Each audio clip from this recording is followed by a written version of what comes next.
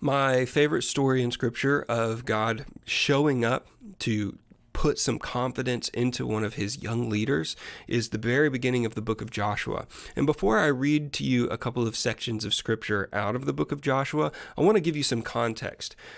You know who Moses is. If you haven't, go watch King of Egypt or Prince of Egypt because it's amazing. But Moses is this huge spiritual leader, and the thing that made Moses so cool is that he was kind of like a precursor to the Messiah, precursor to Jesus, because if you think about it, he was a ruler of the people. He wasn't royalty, right? But he did grow up as royalty, and so he wasn't necessarily Jewish royalty, but he kind of acted like it. He acted like a king. He ruled the people.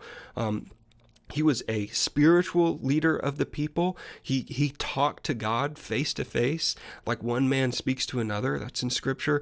So he had an incredibly close personal relationship with God, and he would speak to God for the people. And so he was a political ruler. He was a spiritual leader, and then he was also leader of the Lord's armies as well. Like, he had to help defend the people, and so he was this military leader, a political leader, and a spiritual leader. And every single person in Scripture who ends up being really good at those three things, that's the ingredients that it takes in the Old Testament to be a hero in Scripture. All right, so you're thinking King David, and a couple of others who kind of reached that level.